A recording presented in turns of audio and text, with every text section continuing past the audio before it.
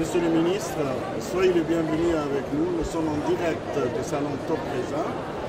Je vois que la Tunisie est présente dans toutes les manifestations touristiques.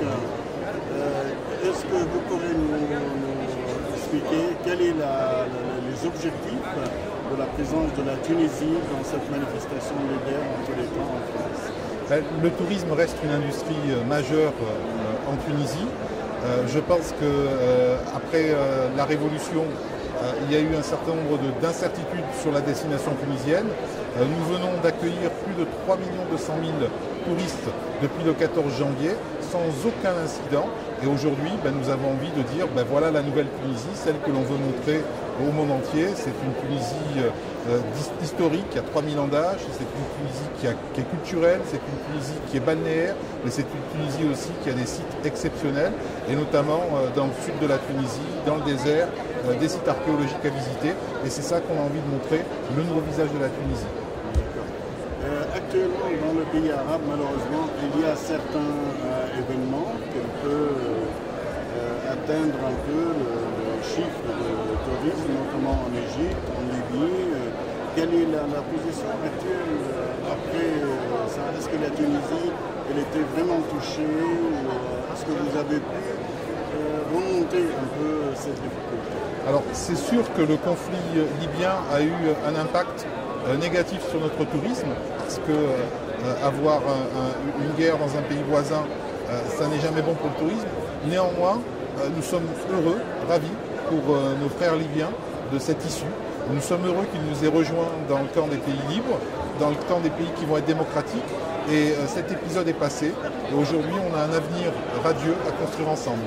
Donc l'avenir doit être rose pour la Tunisie, mais aussi pour la Libye et j'espère aussi pour l'Égypte. Juste pour savoir un petit peu des chiffres au niveau du tourisme en Tunisie, combien de touristes vous recevez normalement avant les événements? On sait qu'en Égypte, par exemple, on est à 10 millions de touristes. Oui.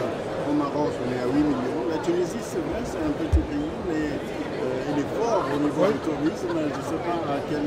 Voilà, la Tunisie a reçu l'année dernière 7 millions de touristes en 2010. Nous avons planifié d'en recevoir la moitié cette année, c'est-à-dire 3,5 millions.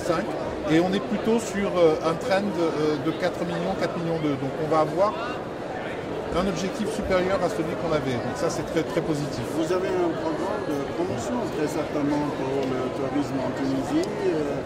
Voilà, on a un programme de promotion qui est très ambitieux et surtout, on a envie de sortir la Tunisie du 100% balnéaire. La Tunisie est un pays qui peut se visiter 12 mois sur 12. Or, la saison balnéaire ne dure que 4 mois.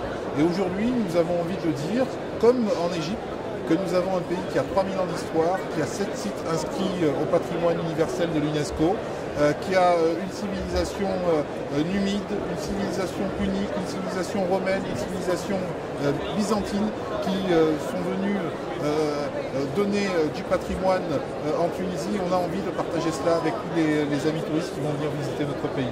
Très bien. En tous les cas, c'est la deuxième fois que je vous rencontre.